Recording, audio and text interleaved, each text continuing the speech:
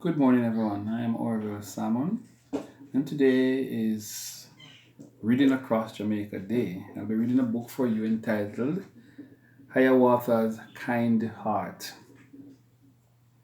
Reading is an interesting subject, and it is encouraged that everybody should read as much as they possibly can, just to develop their imagination. Read Across Jamaica Day's theme is Developing Society Through Literacy. It was a big day in the Indian town where little Hiawatha lived. The braves were going on a great hunt. I wish I could hunt with the braves, Hiawatha said. It is hard to be a brave, said the chief. You must be able to live alone in the forest. You must be able to hunt for your food. Hiawatha nodded. Then he walked quietly into his tent. I could do all that, thought Hiawatha. I will show the chief that I am ready to be a brave. So Hiawatha got his bow and arrows, then he went outside. Where are you going? Little Hiawatha asked his mother. I'm going into the forest. I will learn to be a brave, he said. I can find my own food. I will show the chief that I can be a great hunter. Hiawatha paddled his small canoe across the deep lake. On the far side of the lake was a big forest. That looks like a good place to hunt, he thought. He paddled his canoe to the shore. This is what his canoe looks like, and you can see the forest in the distance. That's little Hiawatha with his canoe. There he saw a deer. How lucky I am, thought little Hiawatha. Not every brave who hunts can find a deer so soon. Hiawatha fit an arrow into his bow.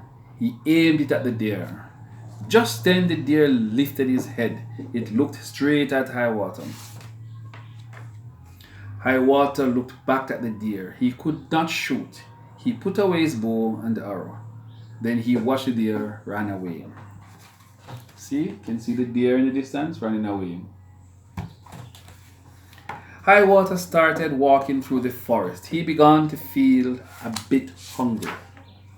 Soon he saw Mother Quail and her 5 small round baby quails. They were walking toward a bush full of ripe berries. A nice fat quail would taste very good, Hiawatha thought. He lifted his bow. He fit an arrow to it. Just then the mother quail saw him. She called to her babies.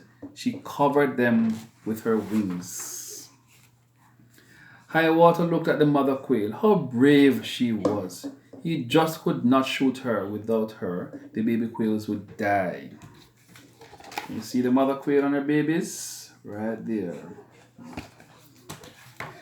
Squawk, squawk, Hiawatha heard from the berry bush. A father quail seemed to say that there were plenty of berries for all. So Hiawatha ate a few. He then put some away to save for later. Little Hiawatha then went further into the forest. Soon he heard the chatter of squirrels ahead. He saw a baby squirrel running up a tree. Hiawatha lifted his bow again. Just as he was about to shoot, he heard a rustling in the tree. He looked up. On a high branch he saw a father and a mother squirrel. They were afraid for his babies. Hiawatha threw down his bow and arrow. He waved to the squirrels to show them that he would not shoot their baby. There you go. Hiawatha throwing down his bow and arrow on the ground, and you can see that the squirrel there seems to be offering him something. The baby squirrel came down the tree. All 3 squirrels offered to share their nuts with Hiawatha. Both Hiawatha and the baby squirrel ate until they were full. Then Hiawatha put some nuts away to save for later. The sun began to set.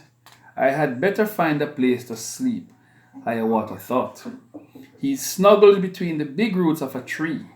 The baby squirrel curled up beside him. They both went to sleep. In the middle of the night, Hiawatha woke up. Rain was falling. Hiawatha was cold and wet.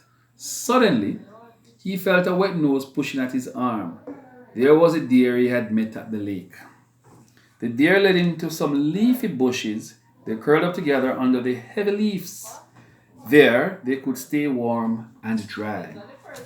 This is Hiawatha and the deer. There, right under the heavy leaves.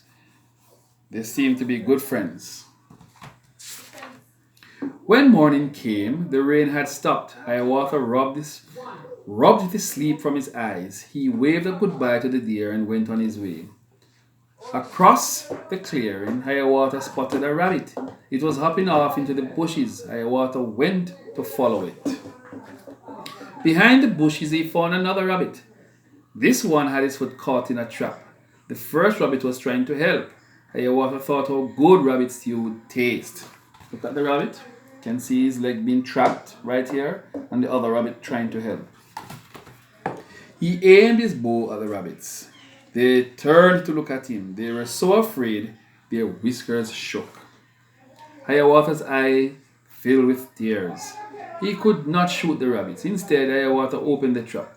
The rabbits were so happy. They danced around Hiawatha. Then they hopped away. Hiawatha followed them. But suddenly he stopped. Before him stood a busy old beaver.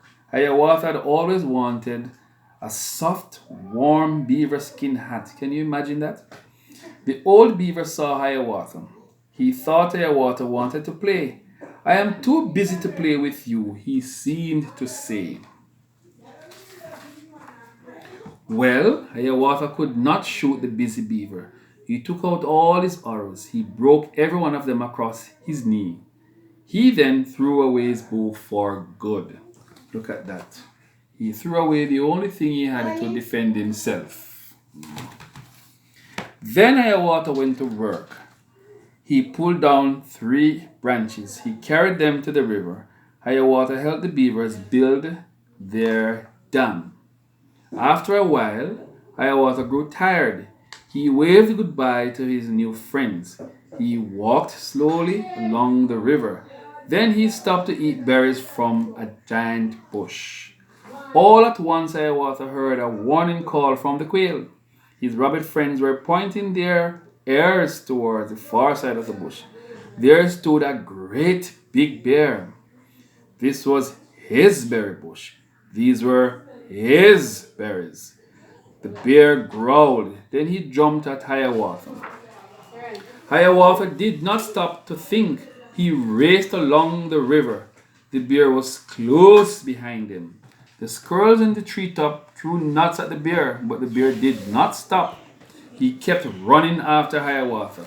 Look at how angry the bear was. Can you see the bear here and Hiawatha running away for his life. The beaver had heard the bear crashing through the forest. He chewed busily at a great big tree trunk. Then he waited until the bear ran by. As the bear passed, the beaver took one last bite of the tree trunk. With his tail, he gave it a push. Crash! It fell right on the mean old bear. Look at it.